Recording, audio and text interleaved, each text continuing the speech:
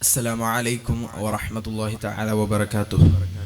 بسم الله والحمد لله والصلاة والسلام على أشرف رسول الله وعلى آله وصحبه أجمعين الفائزين برضا الله تعالى أما بعد. ബഹുമാനപ്പെട്ട ഉസ്താദുമാരെ, മറ്റു മുതഅല്ലിം സുഹൃത്തുക്കളെ, എനിക്ക് നിങ്ങളുമായി സംവദിക്കാൻ ലഭിച്ച വിഷയം മാറുന്ന തൗഹീദും ശിർക്കിന്റെ പരിണാമവും. ആദ്യമായി എന്താണ് തൗഹീദ്, എന്താണ് ശിർക്ക് എന്ന് നിർവചിക്കാം. ബുഖാരി ഇമാമിന്റെ കിതാബിൽ വ്യക്തമായി പറയുന്നുണ്ട്. 7372 ഹദീസിൽ എന്താണ് തൗഹീദ് എന്ന് കൃത്യമായി വ്യക്തമാക്കുന്നുണ്ട്. ഉദ്ഉഹും ഇല സഅദതി അൻ ലാ ഇലാഹ ഇല്ലല്ലാഹ് വ അന്നി റസൂലുള്ളാഹ്. ഹബീബായ സല്ലല്ലാഹു അലൈഹി വസല്ലമ തങ്ങൾ പറഞ്ഞതാണ്, ഇതാണ് തൗഹീദ്. അല്ലാഹു സുബ്ഹാനഹു വ തആലയെയും അല്ലാഹു സുബ്ഹാനഹു വ തആലയല്ലാതെ വേറൊരു ഇലാഹില്ല എന്നും ഹബീബായ സല്ലല്ലാഹു അലൈഹി വസല്ലമ തങ്ങൾ അല്ലാഹുവിൻ്റെ റസൂലാണെന്നും ഉറച്ചു വിശ്വസിക്കലാണ് തൗഹീദ്. എന്താണ് തൗഹീദ് കൊണ്ടുള്ള ഉദ്ദേശം?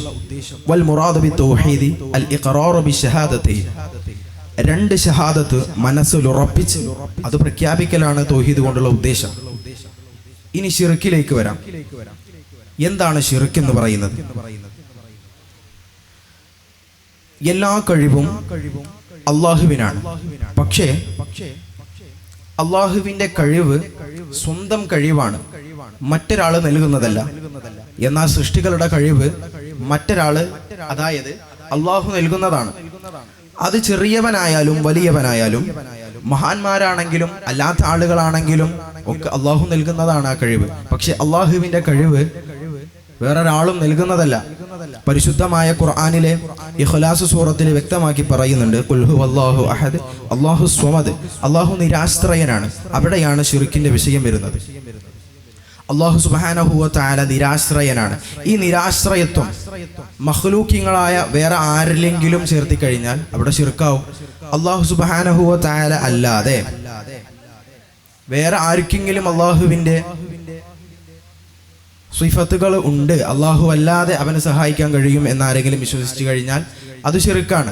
നാം ഈ ഒരു വിഷയം ഈ ഒരു കാലഘട്ടത്തിൽ ചർച്ച ചെയ്യാനുള്ള കാരണം, ഈ ആധുനിക കാലഘട്ടത്തിൽ സുന്നികൾക്കെതിരായ മറുവിഭാഗക്കാര്, പ്രത്യേകമായും സുന്നികൾ മുശ്രിക്കീങ്ങളാണ് എന്ന് പരസ്യമായി പല വേദികളിലും പച്ചയായി പറയുന്നുണ്ട്.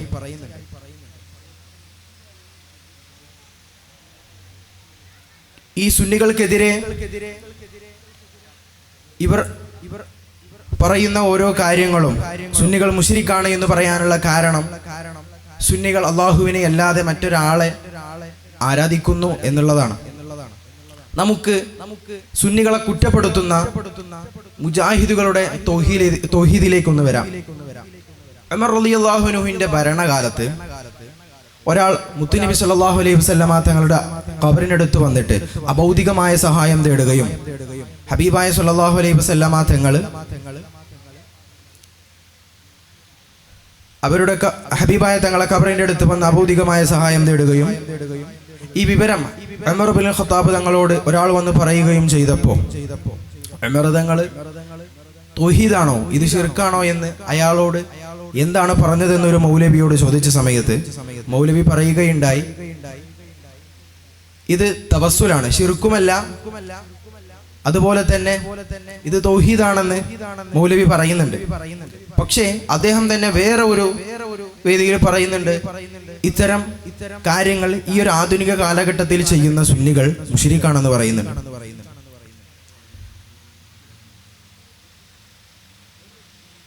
ആദ്യ കാലഘട്ടത്തിൽ സുന്നികളുടെ വിശ്വാസമായിരുന്നു മുജാഹിദീങ്ങൾക്കുണ്ടായിരുന്നത്.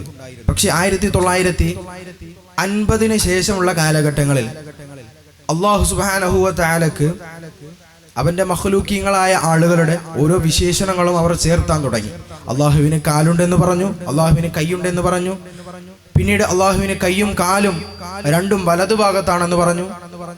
അങ്ങനെ തുടങ്ങി അള്ളാഹുവിനെ അവന്റെ അടിമകളുടെ സിഫത്തിലേക്ക് മാറ്റുന്ന ഒരുതരം വിശ്വാസമാണ് ഇന്നത്തെ മുജാഹിദ് പ്രസ്ഥാനങ്ങൾ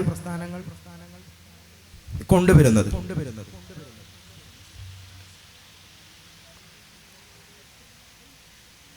മുജാഹിദീങ്ങളുടെ ആദ്യ കാലഘട്ടം മുതൽ ഈ ഒരു കാലഘട്ടം വരെ നാം എടുത്ത് പരിശോധിക്കുകയാണെങ്കിൽ അവർ ആദ്യം പറഞ്ഞ തൗഹീദ് അല്ല ഇപ്പൊ പറയുന്നത്.